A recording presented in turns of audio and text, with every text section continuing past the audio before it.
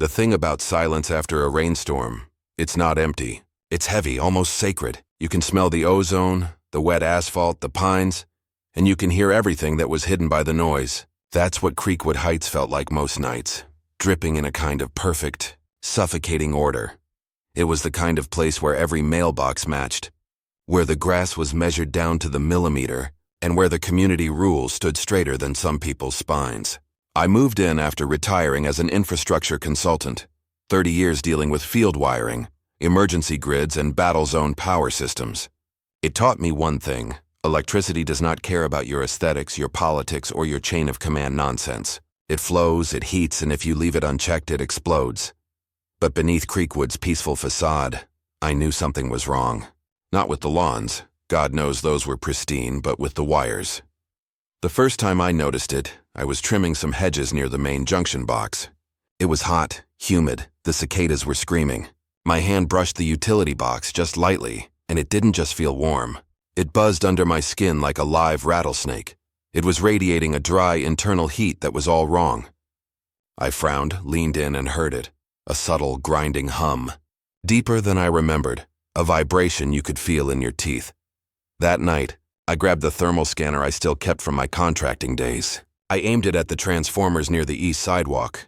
The numbers jumped, spiking well beyond safe levels for a cool summer evening. Most folks wouldn't notice. Why would they? Everything was still lit up: porch lights, decorative path lights, the HOA mandated solar uplights for every home's nameplate.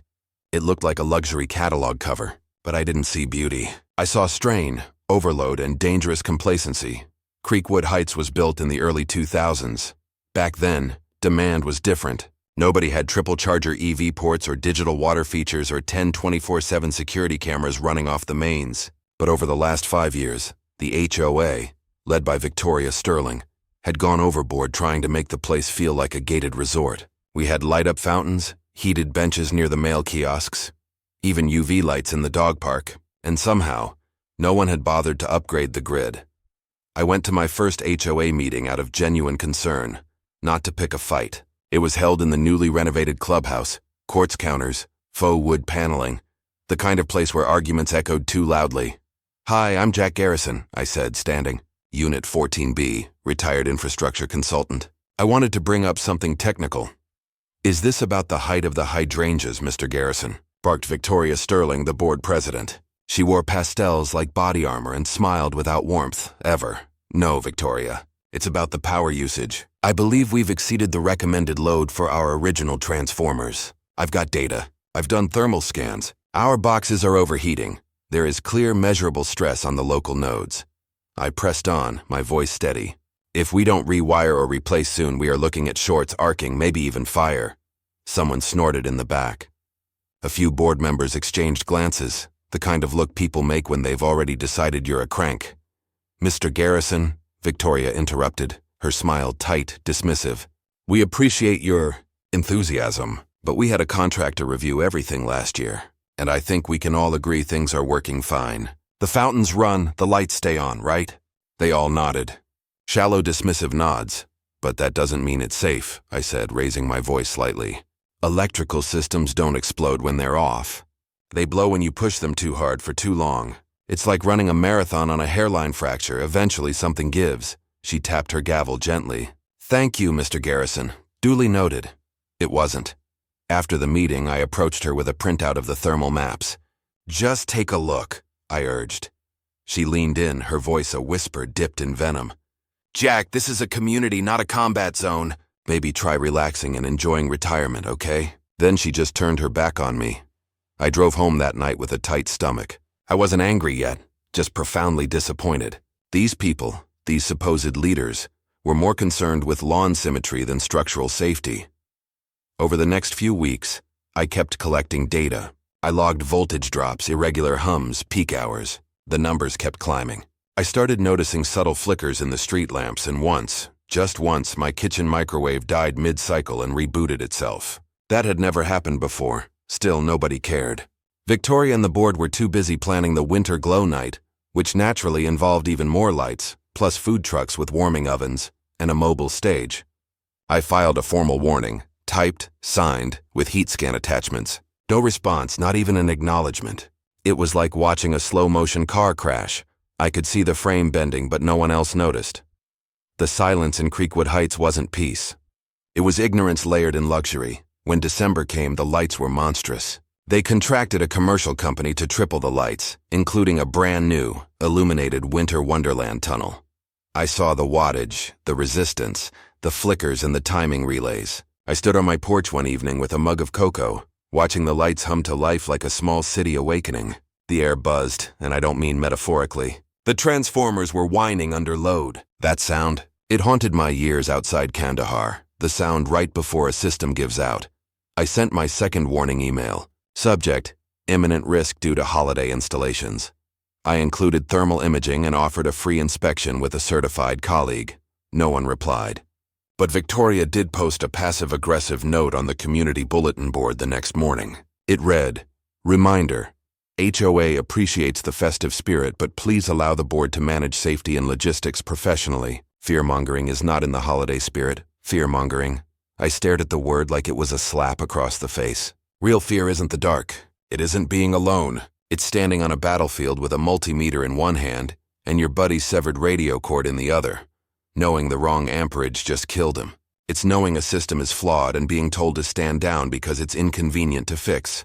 So yes, I was afraid, and I was furious. I started printing copies of my warnings and slipping them into mailboxes. Not everyone appreciated it. One guy, Greg, a gruff Marine vet down the street, told me to stop playing electrician and let the grown-ups have their fun. But a few, just a few, thanked me quietly. Mrs. Eleanor knocked on my door with tears in her eyes. "My porch light has been flickering, Mr. Garrison. My microwave reset twice." I checked her old 100-amp box. It had signs of arcing along the neutral bar. I posted the pictures, redacted purely technical, on the community forum. They deleted my post within 10 minutes. Victoria followed up with a community-wide email. "Let's focus on kindness and joy this season. Technical concerns should be routed through official HOA channels, not public forums." What a joke. I was using official channels. They just led to locked doors and blind eyes. Then, one night, a light exploded. A loud pop followed by a shriek of kids. The arch over the cul-de-sac shorted out, sending sparks into the synthetic snow. Luckily, it didn't catch, just panic and smoke. The next morning, the arch was gone, erased. No email, no explanation. But I had the pictures and video. I uploaded them to a private folder. It wasn't about revenge. It was about covering my ass when things inevitably went to hell. When they replied to my 7-page detailed analysis in the spring, it wasn't an acknowledgement.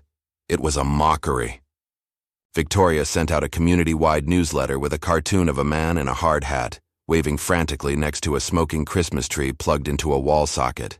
The caption read, "Don't be fooled by self-appointed experts. Trust licensed professionals." That drawing, it was me. I'd spent a lifetime studying infrastructure integrity under combat pressure, designing systems that kept soldiers alive in 130-degree heat. And here I was, turned into a joke by a woman whose most notable contribution to the neighborhood was choosing mauve for the community benches. I didn't reply. My silence was not surrender. I printed that newsletter, highlighted the cartoon, and stapled it to the inside of my workshop door. It would serve as motivation. I stopped talking to the HOA and started talking to the city. I called Marcus Stone, the municipal rep I'd met years back. I showed him my data, explained the resistance. "Can you do it quietly?" I asked. He nodded. "We'll file a technical query. Start by reviewing the smart meter logs. If we see what you're saying, we'll escalate." That gave me validation. That gave me hope. But back in Creekwood Heights, the mockery continued. I'd become the neighborhood clown, the doomsayer. But I didn't care. The ground was heating, the voltage was rising, and somewhere deep beneath our immaculate lawns a fuse was waiting. By early spring, the HOA was future-proofing again. A new heated sidewalk system, built-in UV air filters for the gym, and the pièce de résistance, 4 new EV charging stations near the clubhouse. I didn't even need my scanner anymore. The hum was louder now, a low, grinding resonance that pulsed from the buried cables like the heartbeat of something dying. I knew what I was looking at. Load stacking. Every new addition was siphoning from the same legacy distribution grid, and instead of upgrading the infrastructure, they were patching and praying. I saw the patch of grass near the east transformer turn yellow, not from lack of water, but from heat. I pressed my palm to the soil and yanked it back, warm, internally cooked. I pulled out my flare and the concrete glowed with a heat signature far beyond ambient levels. It was like watching arteries swell with fever. I brought the entire folder to an old colleague, Marcus, a different Marcus, a certified load inspector. He flipped through it. "This is bad, Jack. I mean really bad. They've exceeded system tolerances by 40%. This grid was never built for communal load like this," I told them, I said. They laughed. He closed the folder slowly. "They won't laugh when it arcs." That night, the lights along Juniper Trail didn't just flicker. They surged brighter than ever, then shut off completely in a perfect wave like dominoes falling. People rushed out of their homes blinking in confusion. Then came the smell. Burned plastic, fried copper, the acrid odor of systems melting from the inside out. The fire department found no flames, just a smoking utility box. The HOA blamed an unusual load distribution event. I blamed the truth. And the truth was getting impatient. It happened on a Sunday evening. Just after 8 p.m., I was trimming some overgrowth when I heard it. A pop loud enough to make me flinch, followed by the unmistakable high-pitched crackle of arcing electricity. The lights on my back porch went out instantly. The refrigerator hum, the security camera indicator, dead. I sprinted to the utility junction 10 feet beyond my fence line. A puff of smoke curled from the base of the secondary transformer box. Then the stench of fried wiring. One conduit had split open from heat expansion, melted plastic, scorched soil, and an exposed cable charred black with blue arcs still twitching around the breach like tiny lightning strikes.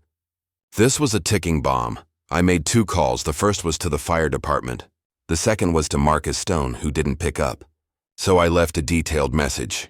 10 minutes later, Lynn Garrett, one of Victoria's board accomplices, showed up with a private maintenance contractor.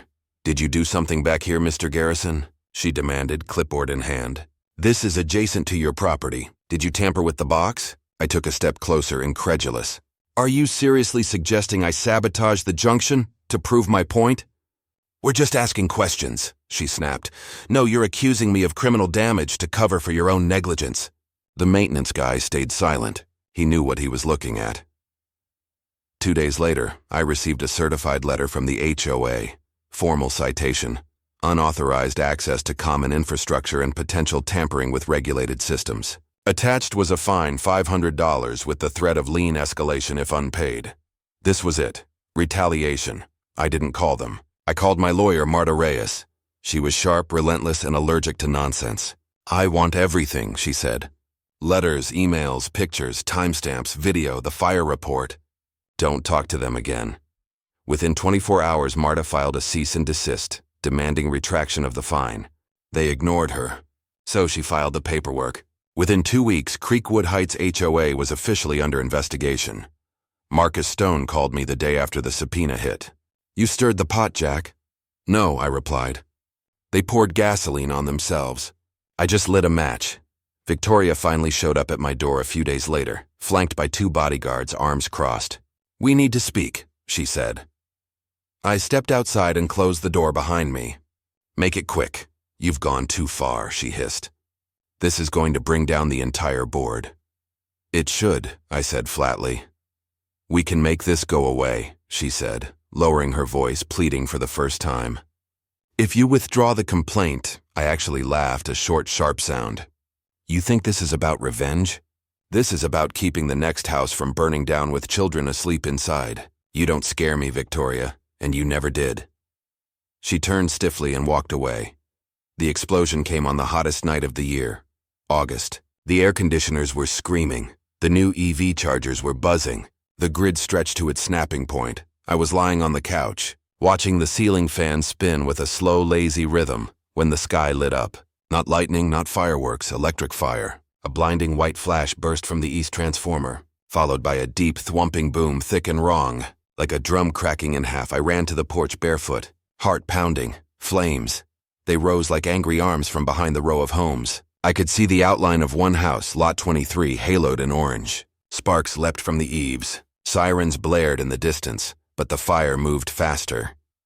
I found Steve Porter, one of the board members, stumbling on the sidewalk, clutching a garden hose that might as well have been a straw.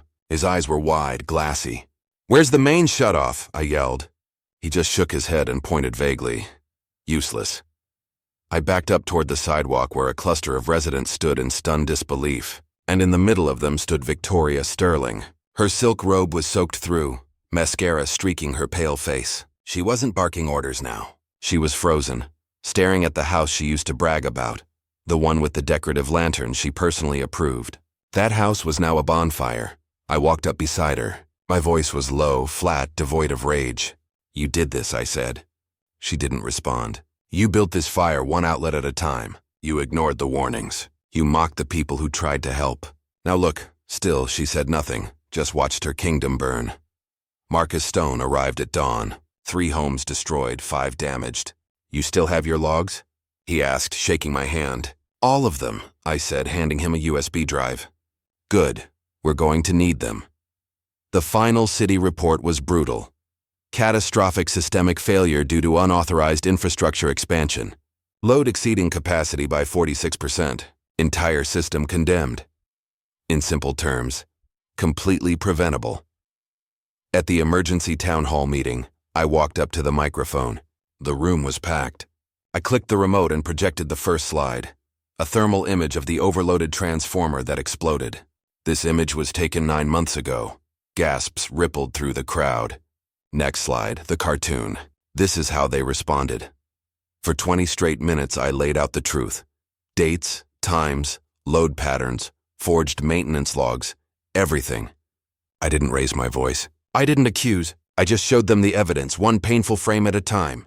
When I finished, the room was silent. Then someone started clapping. Then the whole room was standing, applauding. Not for me, but for the truth finally being spoken.